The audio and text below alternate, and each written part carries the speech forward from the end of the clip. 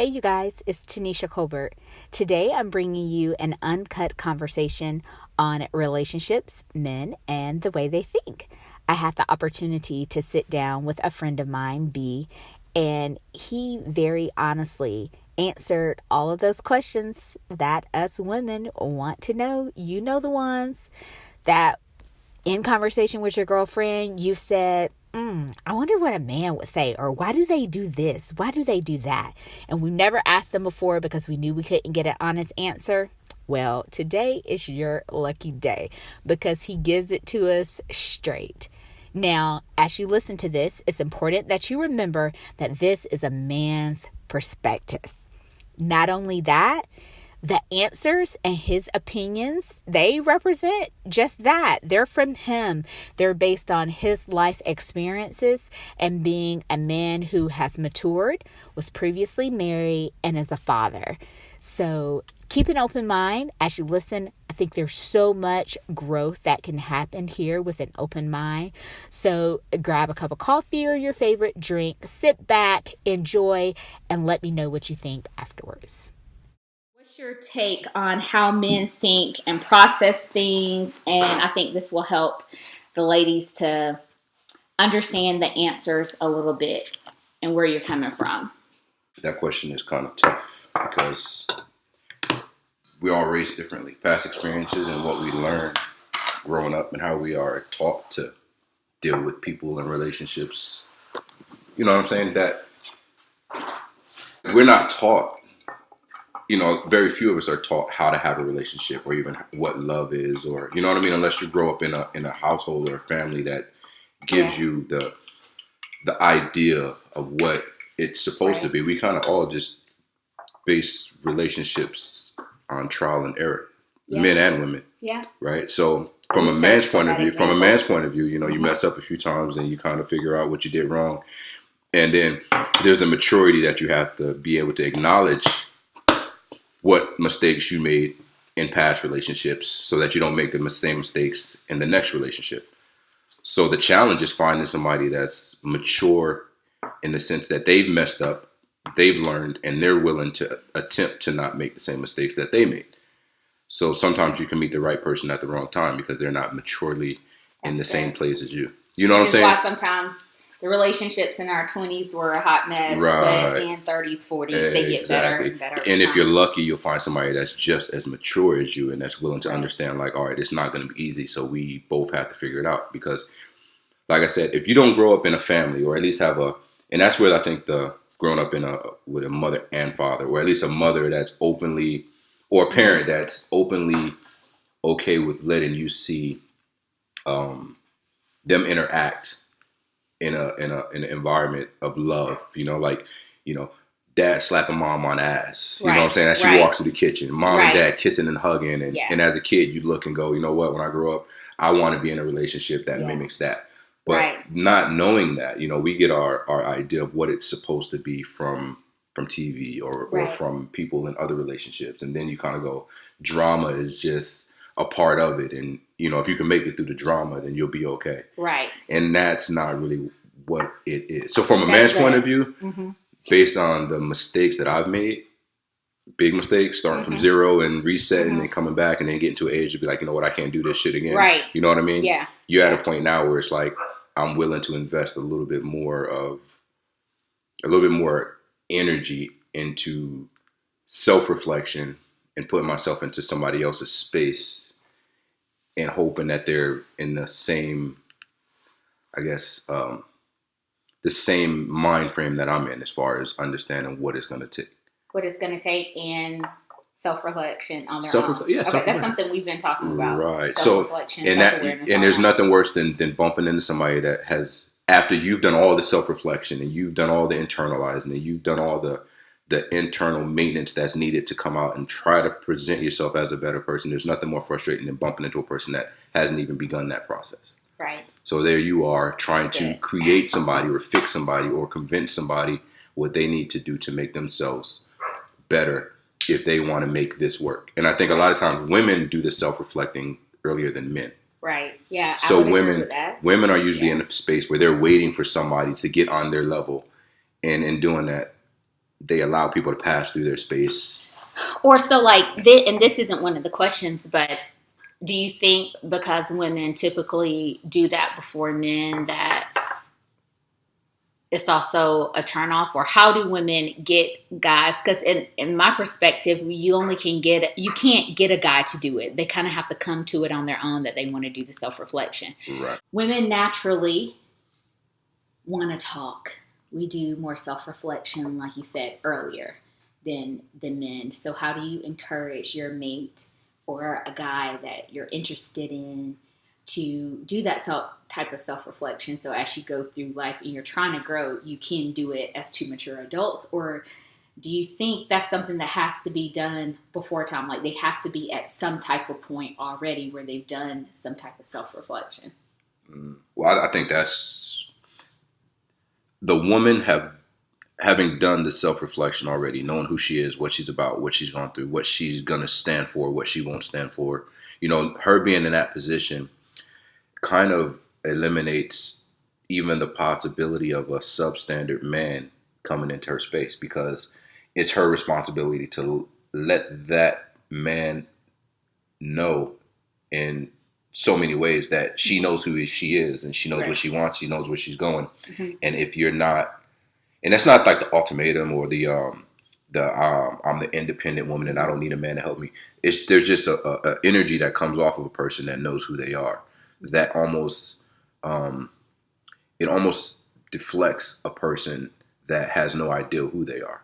So let's talk about that for a minute, because I've heard guys talk about being natural hunters, and because they're that, they can sense, you know. Absolutely. So tell me some of the things that you think women give off to say, you know, I'm sure I know who I am, but not necessarily that whole. I'm glad you asked that. Okay. So being successful, having a career, being able to maintain your quality of life as a single parent or just being single, that has nothing to do with how in tune you are with yourself.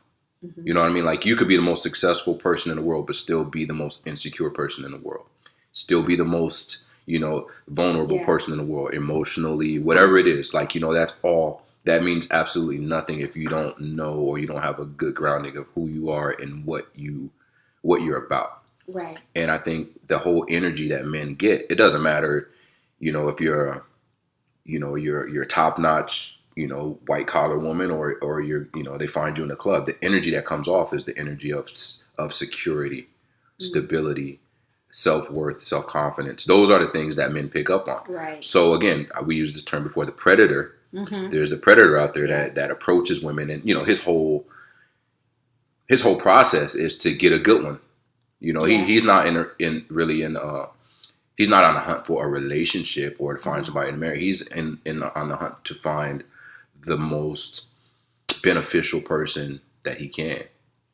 And whether she's a doctor, lawyer, or she works telemarketing, the confidence oozes out of her, or lack of confidence, and that person doesn't feel any obligation to approach her any differently than he would the next woman. Right. So it's the woman's responsibility to establish herself as a confident person internally. Okay. Because otherwise you attract the energy that you put off. Yeah, definitely So believe that. as a strong man, I refuse to deal with a weak woman. Right. As a strong, confident man, I don't want a weak, you know, woman that doesn't have any self-confidence, and I have to build her into something that I want. Like, that's not fair. So when okay, so I'm with you on that. I definitely can follow you. What do you think? What are some of the ways then that guys show women they are attracted to them? They're attracted to them. Yeah, and that they see them as that versus this hunting type game and they're playing. Okay, so it goes back to, as a man, we don't know what we don't know. So my approach might be the only approach that I know. So I'm not going to say every man that approaches you wrong is a predator, or just because he can't come up with the words to use, you know, he might really, really be feeling you, but he just doesn't have the skill set needed to get, you know, into a space where he can convince you of that. Like you were saying earlier about your experience. Right. We only know what we know. Right. So okay. To ask that question is kind of difficult, because if you have a man that's transitioned from the hunter to actually seeking something greater than just conquering, women, he's gone through the phase where he's dogged people. He's probably been dogged. He's getting a little older. He's tired of the games. But guess what? You don't know what you don't know, but you always can revert back to what you do know. So the man that approaches a woman out of ignorance, and the woman's like, boy, get out of my face. And he doesn't realize that he's not coming correct. It's different than the man that lines his approach up from across the room, manipulates it in a way that he can assume that will stimulate some type of interest from you, because he's been on both ends of the spectrum and he knows how to. So it's not the man's responsibility to show the woman how impressed or how really, I guess, attracted or how much he really wants her. It's the woman's responsibility to be able to pick up on the bullshit. Yeah. And that's where the whole, the internal confidence and not being able to, vulnerability, being vulnerable as a woman is probably number one death. I mean, that is the number one, like, shot in the heart for a woman. It's tough being vulnerable. Even the most strong, independent, confident woman at a vulnerable point will do something and put herself in a position that she said she would never be put in before. Yeah. And she'll do it probably with the worst person that she could have ever thought of. So when women meet guys, a lot of times we're doing things like, I don't mean just meet them. You find yourself talking to a guy. A lot of times, women, we will immediately jump to, okay, so do I see myself with this guy? Right. That kind of thing. That's and natural. We think long-term natural. Right. That's okay. Natural. But can you kind of give me some insight on how men think? Well, most men are, we're visual creatures. Women are more emotional. They they'll look at a man, and this is just from basically what I understand, reading a little bit behind psychology and things like that. Women base, when they see a man, like you just said, is this somebody that I could see myself with? Women just naturally, even if they don't want kids are always walking through their mind. Is this a person that I could see myself having kids with? Would be a strong provider for my kids? Just somebody who my son would look up to. Those are things that women kind of process when they see a man from across the room. Men, we see a woman and we go superficial most times. She looks good. And that look is what makes us approach more times than not. Very visual. Very visual, and then, within the first, just human nature, within the first few seconds of even meeting somebody, sex walks through your mind. I don't care who you are. Like, you go, would I give it to him? Right. And he goes, I would hit that. You know what I mean? And most times, if the answer is no, that's, the deal is off anyway. Right. You know what I mean? Like, I don't care how physically attracted you are to the person. If he opens his mouth or she opens her mouth, and after that initial contact, you go, I wouldn't do it. There's no chance for that. And it's not saying that sex is the number one reason that you meet a person, but those are all the key elements of even investing time and energy into a person. Is this a person that I can see myself with? Is this a person that sexually am I attracted to him? Is this a person that mentally I'm compatible with? And then they're like there are a bunch of different elements, and very rarely do all those elements add up. Like right off the bat. So you have to almost take a risk most times and give a person a benefit of the doubt. You know what I mean? She's not a looker, but she talks, she talks my talk. Right. You know what I mean? She's pretty, but she's really not on my level. But I think, Right. And that's kind of where it is. And that's where the whole dating comes in at. People don't date anymore either. People jump right into, I like you, we go together. Yeah. Now what's next? Or just hook up. Exactly. And then, and then the hookup usually mutates, or when somebody, kind of mutates just the hookup into something else without running it past the partner. And before you know it, you guys are in a situation of trying to figure out who's playing who. So I think we're both in agreement that people don't date anymore. But what does that look like to date now? Or what, from a man's perspective, you feel like we should be doing? And are there like different phases of it? Kind of walk me through that. All right. So keep in mind, I'm a man. So I'm a typical man. I so want that. I'm giving information that's even hard for me to practice. So keep that in mind. Like I'm telling you stuff that I know, and that's the difference. When you know what you know, it makes you even that much more accountable when you don't do what you're supposed to do. Okay. So let's just say, I've had some sleepless nights. You know what I mean? Not handling my business. Okay. But dating and when people say dating, they think it's more, man and woman, linking up, going out, doing stuff, spending time together to get to know each other. But I honestly, I think the dating is different than that. The dating is more intimate than spending physical time together. For example, there are different levels of cheating. You have emotional cheating, then you have the physical cheating.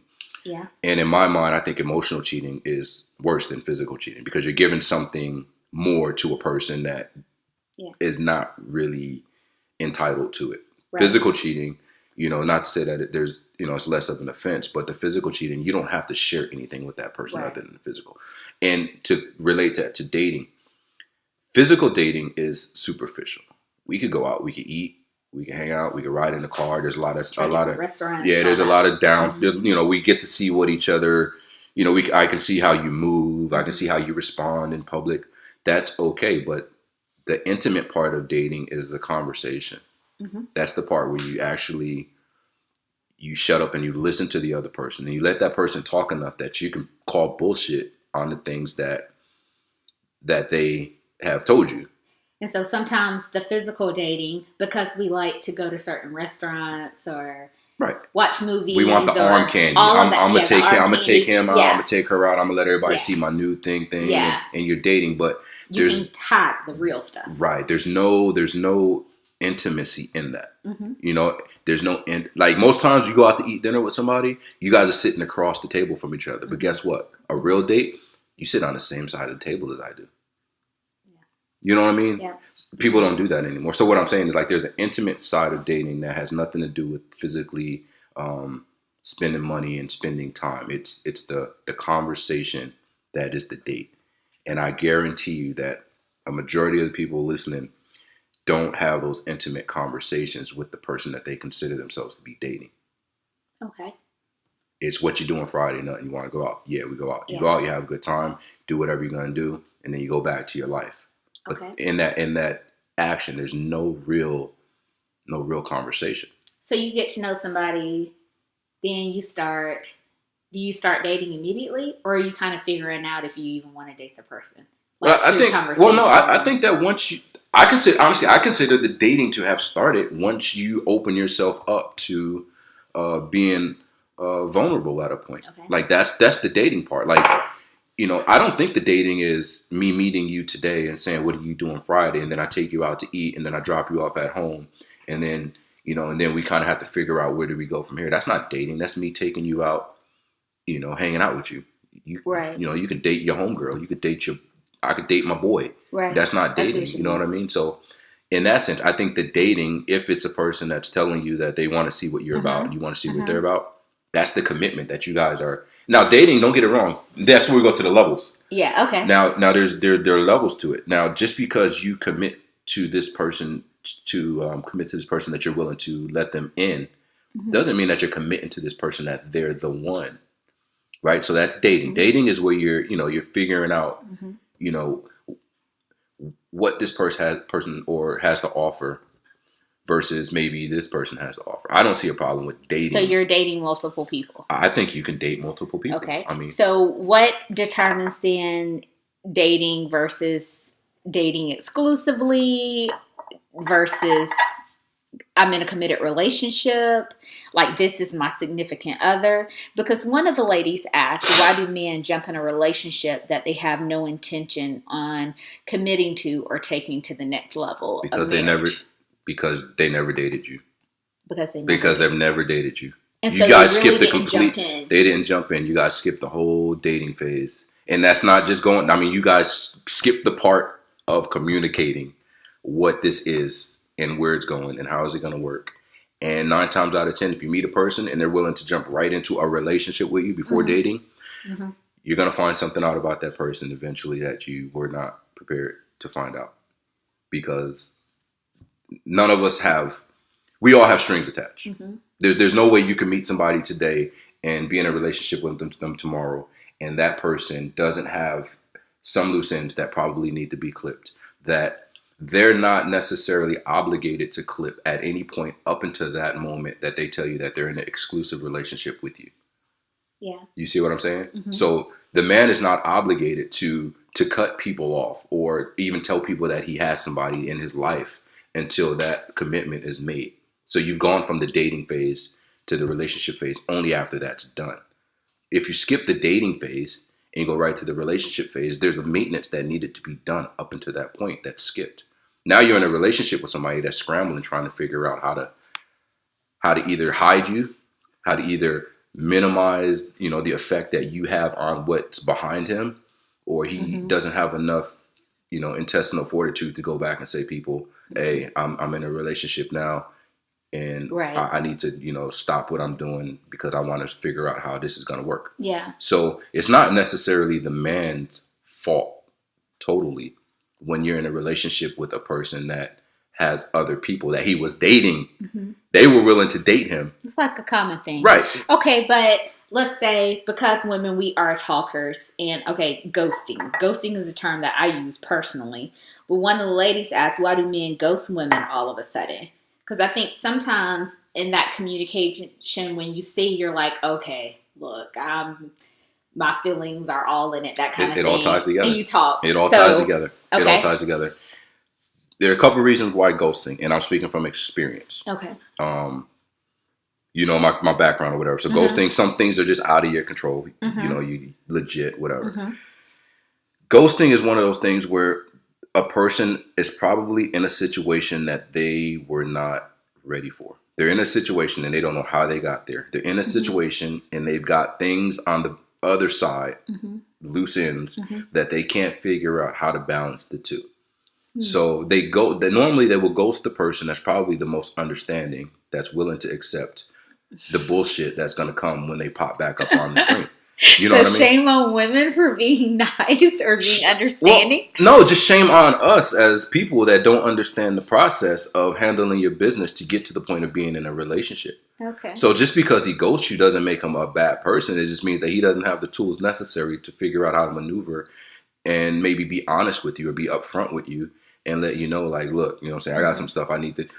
Because the problem is, once you say you're in a relationship, because we talked about skipping the dating point and then going right into, we are together.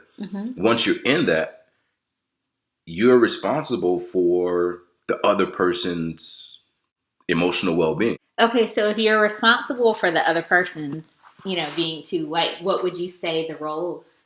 What is the role of a man? Man's perspective. What is your role? What is mine? Okay. And this is ideally. This is not... Yes, ideally. Now, this is us talking in the ideal situation. Yes. A person that's mentally and emotionally stable enough to do what it is that they know to do. They've been through it, and they understand this is what's needed to be done in order to make this work. Yes. So as a man, I think that the man's responsibility is, number one, just security on every level. Like, a man is responsible for making a woman and home secure, physically secure, emotionally secure, just secure on every level. I think that's probably the number one thing that women want. Women want security. So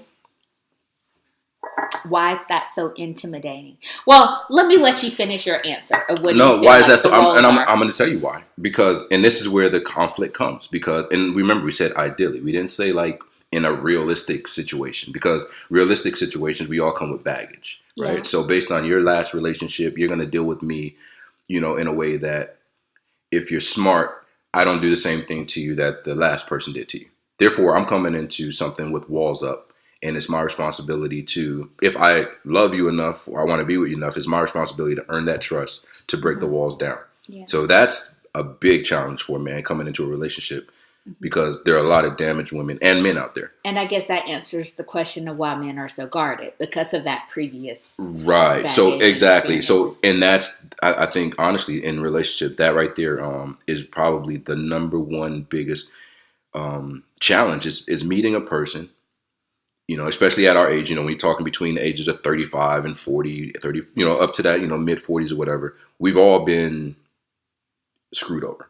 We've all screwed somebody over. And whether we did the screwing or we got it, we know that I'm never going to put myself in a situation to let anybody do that to me. I got you, but ain't nobody going to get me. Right. You know what I'm saying? Or somebody got me and you're not going to get me. So what I'm saying is it's hard for a man, even if he's willing to do what he feels he needs to do. That takes a commitment. That takes an internal obligation to say, I'm going to do my part. But if you're bumping into a person that doesn't allow you to do it out of fear of being wronged again, they're not going to allow you to provide that security because they have to trust that you got it. So once they trust that you got it, as a man, once you tell me, you know what, I'm not worried about this, I ain't gonna worry about this, I ain't gonna worry about this, I ain't gonna worry about this, and you get on with your life within that relationship, that means that you have to trust that everything that you just released to me is gonna be taken care of. But guess what happens if I don't do what I'm supposed to do? Your shit falls apart. Yeah. And that's the problem. But the fact that as a man, I could see that you haven't relinquished that authority to me to do what I need to do because you're always checking back. You're always asking questions. You're always going behind me and wanting to know if, and it's like, I told you I got it. And, to the point where the conflict becomes, now I don't trust you because you don't trust me. Yeah. But that's the process. It's a process. Don't you think trust is a process? It is a process. And that's why back to the very beginning, you got to find those two people that have gone through that process and they meet at the right time, at the right space, that they're willing to say, okay, been here, done this. What you got? Right. Been here, done this. What you got? Right. All right. You know what I mean? And that's where the communication comes in. But I think women, like I said, they get there before us.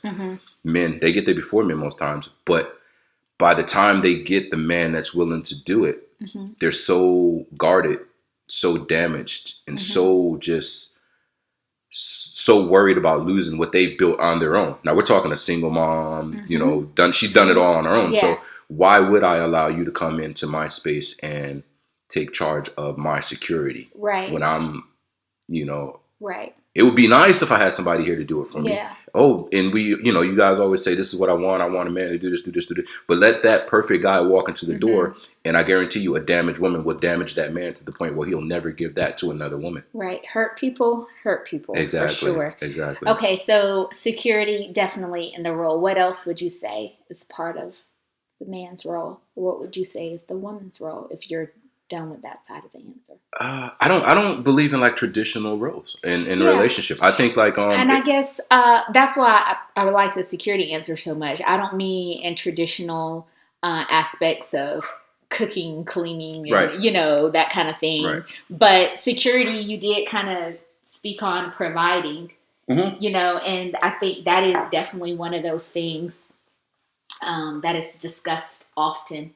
And I don't mean in the I pay all the bills like kind of sense, but you talked about security and being guarded. So I guess the flip side of that, I'm assuming, is that you feel like the woman should provide that safe place for the man to be able to be vulnerable as well. I know where you're going with this. Okay. All right. So, and that's where we get into being in a relationship with somebody that's not completely fulfilled. Okay. Right. So when you start talking roles outside of the traditional roles, I think that a man, honestly, the best way to make a man, I guess, happy, they say feed him in the other F, feed him in the other F. Yeah. But outside of those two things, it's like, I think just like the woman wants to know that she's secure, right? The whole, like I just said, the man wants to feel that as well. Yeah. But they want it in a different way. So, so with that vulnerability from the woman, the man needs to know that she's loyal. If you convince a man that you're loyal, as superficial as that may sound, if you can convince the man that you're loyal to him, nobody else matters, right? Like, I don't care. And, as hard as it might be, when you're in a relationship and you're working towards something greater, most people say, well, when I get married, then my husband then becomes number one to my family. But I think if you're in a committed relationship, that process has to start weaving over towards the man and you have to let that man understand, like, Yeah. I'm on your team. What does that look like? What does that look like? Yeah. It looks like, all right, so men, we're egotistic. Okay. We got our pride. There's nothing worse than a man having a woman that we can't 100% say that we trust that she will ride with us. Like, you give that to a man, and that's ego stroked. Okay. You might even have to tell him verbally every once in a while. He in the shower, baby, I'm loyal. You got to yell to her, baby, I'm still loyal. You know what I mean? Just let him know. You know what I mean? You got to let him know. So what does that look like? That just looks like, and it's not being submissive. I don't like to use the word submissive. I don't agree that women should be submissive to their men or whatever. It just means that whatever your strengths are, you let him know that you're focusing on those strengths to improve him as well. Okay. So whatever your strengths are, whatever it is that you're doing to improve the quality of life around you, it's focused on you, him, and anybody else that's within that immediate relationship, whether it be kids or whatever. Like, that's it. Anybody else outside of that bubble is second. And I think a lot of women don't follow that rule because they always have we call them locker room lawyers, or the people that been there and they could tell you how to do it, and girl, listen to this and don't do this. And, you know what I mean? And then they kind of always have a alternative to what they should be doing. So women have the problem of listening to women, damaged women, help them get damaged.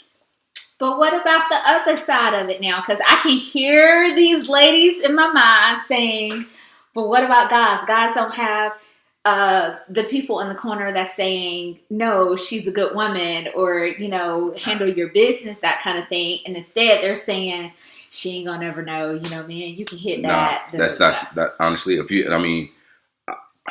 think, all right, and that's where maturity comes in.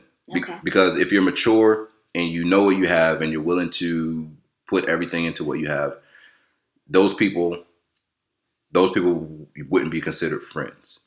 You know what I mean? Like, I think men expect men to do manly things, and that's the problem. You got a girl, but you can go get it, do whatever you, and that's just our, what do I want to say? It's not the way it's supposed to be. So I definitely understand the whole maturity and the people that we have around us. So what does it take then? It takes something that a lot of us are afraid of. It takes vulnerable. You got to be vulnerable. You have to make yourself vulnerable, and you have to have a person that you believe is being vulnerable. Like, you have to trust that the person is being just as open with you as you are with them.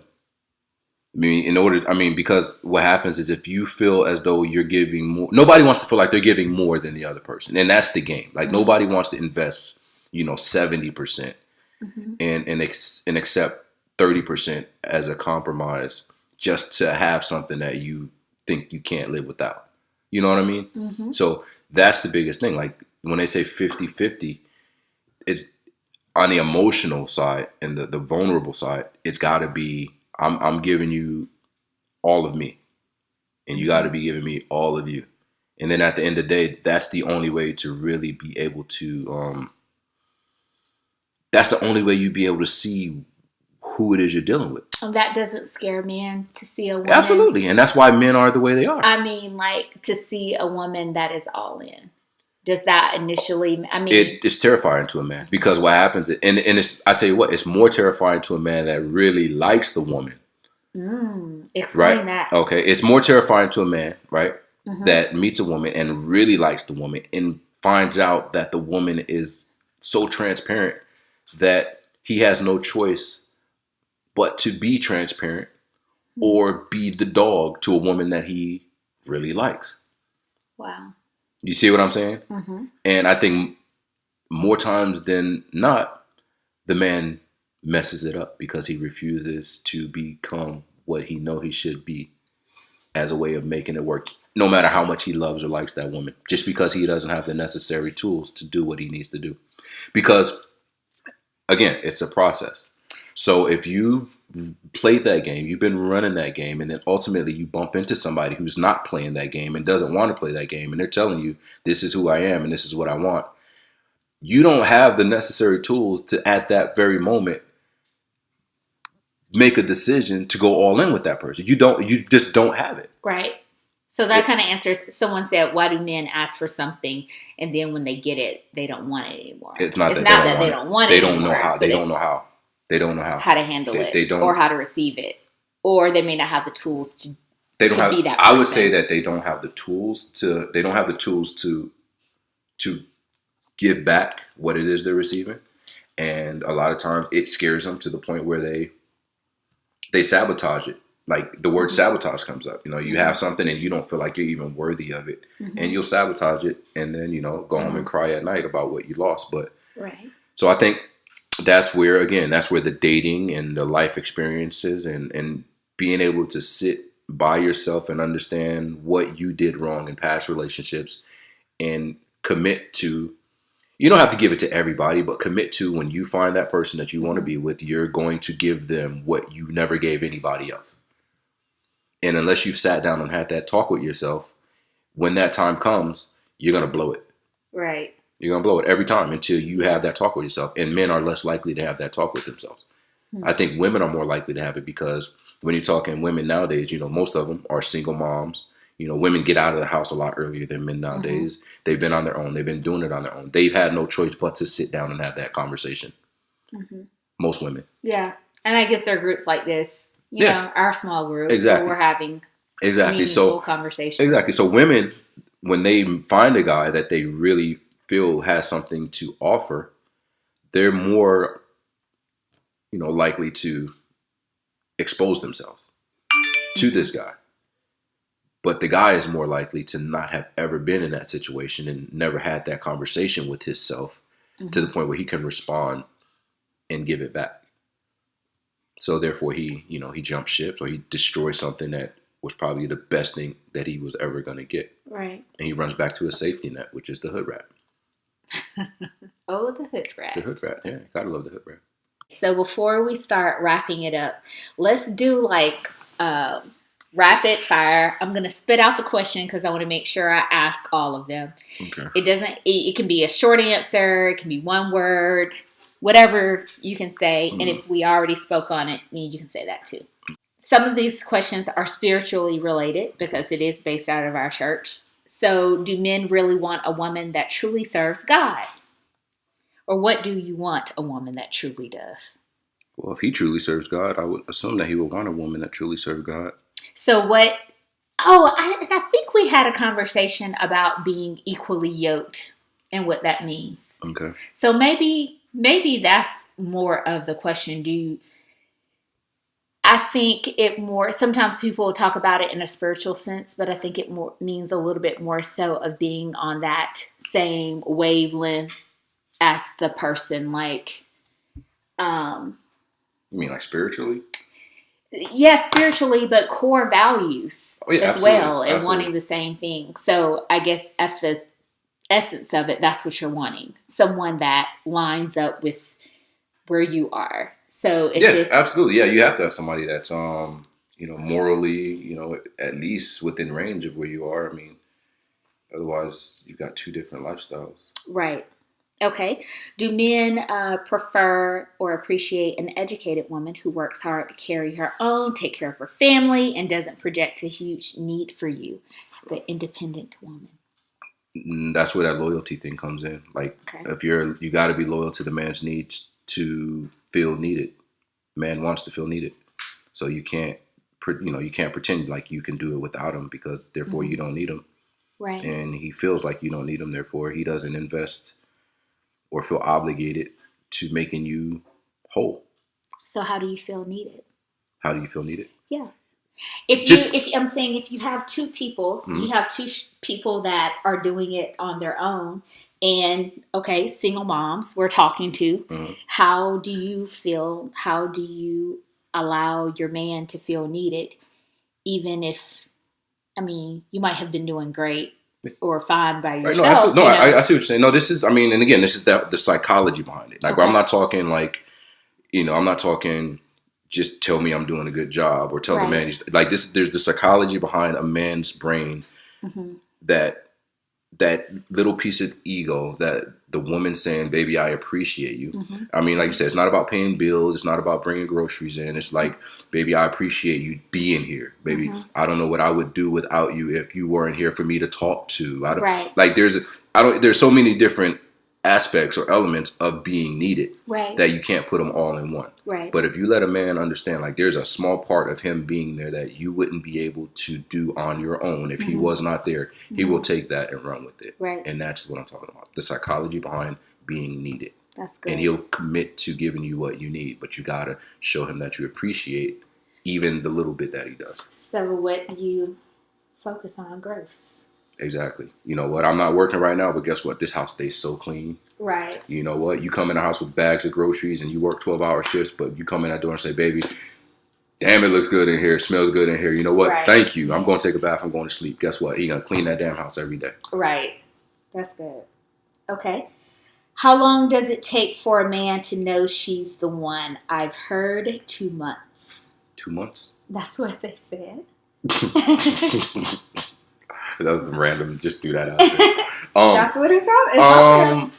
Again, it goes back to our initial conversation, the dating, the conversation. Okay. That right there is the part of it. A man and woman that jumped into it and they really were like, okay, we're going to date each other. We're going to be intimate. We're going to really talk and learn each other. Mm-hmm. 2 months of consistency, maybe so. You mean 2 months of going out to eat dinner and go bowling and driving a car? Real dating, communication, that kind of thing. Then, but I mean, if you want to get in the weeds of it, I mean, are you communicating an hour a day? Are you talking 3-4 times a day? Are you talking, how much time are you communicating with that person? It could be 2 months. It could be 2 weeks. Yeah. You could be on the, So there's no real answer for how long, but definitely not until those things have taken place. Yeah, you have to know who you're dealing with. Okay.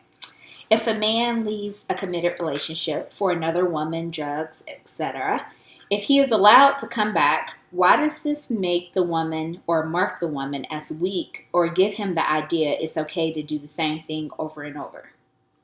Because we're creatures that if consequences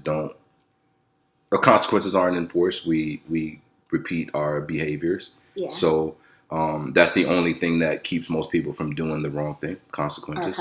Our consequences. So you accept a guy back because you're not holding him, but there still has to be consequences. What were his consequences? What were the consequences of his actions? I mean, okay. I believe that people will do what they want to do when they can get away with it. I don't care how good of a person you are.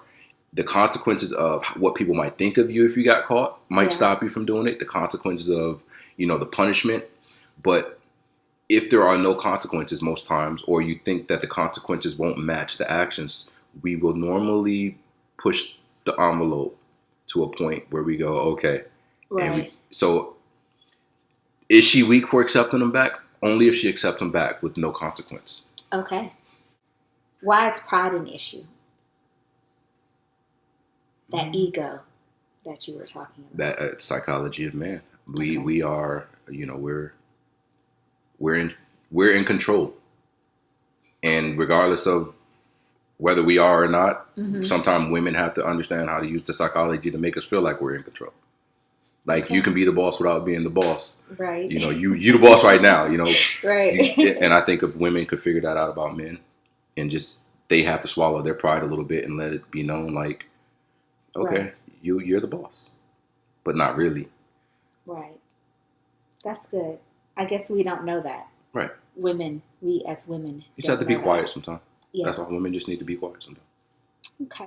This is, before I go to that one, how can a man say he loves you but not commit? Tell you what, he might love you so much that he's not going to commit. He might love you so much that he doesn't want to commit because he's not really in the business of breaking the heart of somebody that he loves. Okay. That's a good answer. You use that on somebody.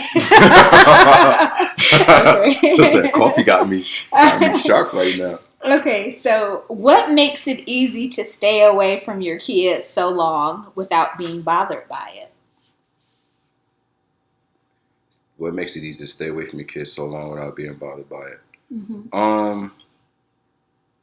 Doesn't realize it, doesn't put itself in the kid's shoes, doesn't realize how it affects the kids, and more than likely he or she was in that situation, and there's just no put it this way: if a person is staying away from their kids and they don't have sleepless nights over it, whether or not they act on it or not, they're just not a good person.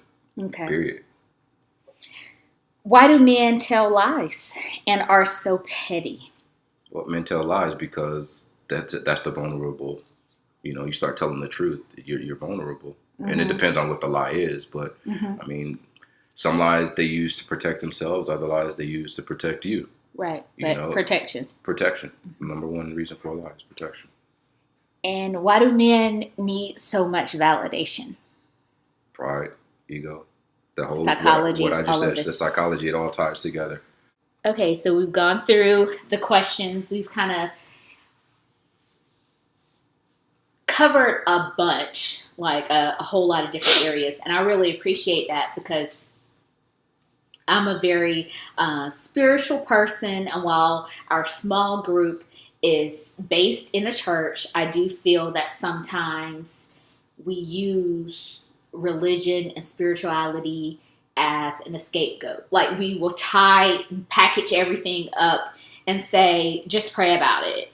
And say, oh, well, if you keep God first, blah, blah, blah. Right. But at the root of it, we don't address like the real hardcore everyday things that makes men and women unique and different. Absolutely. And so do you have any final thoughts that you want to share? Just maybe things that we didn't cover or things that you just, if you had to give me something to take back to these ladies of what you really want us to walk away with? Well, I think like you said, outside of the religious or the spiritual part of it, you're talking about human nature. Man, woman. Then you have man and woman that have different experiences.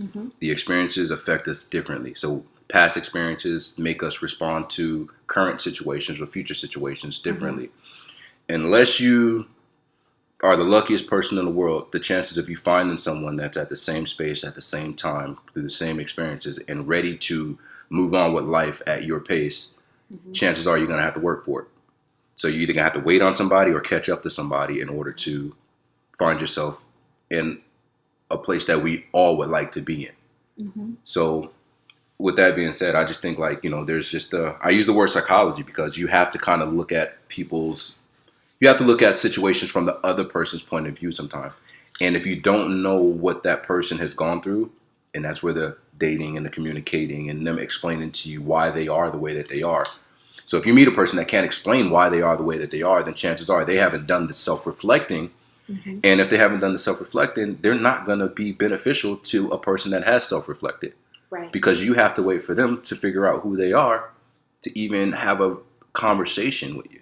You see what I'm saying? Yeah. So that's what I'm saying. So you've got to be able to maneuver through that emotional baggage and past experiences in order to even have a good conversation. Self-reflection. Two people that have already done the self-reflecting, know who they are, know what they want. Even if they're not at the same place, they're able to have the conversation. That's good. Thank you for your time. My pleasure.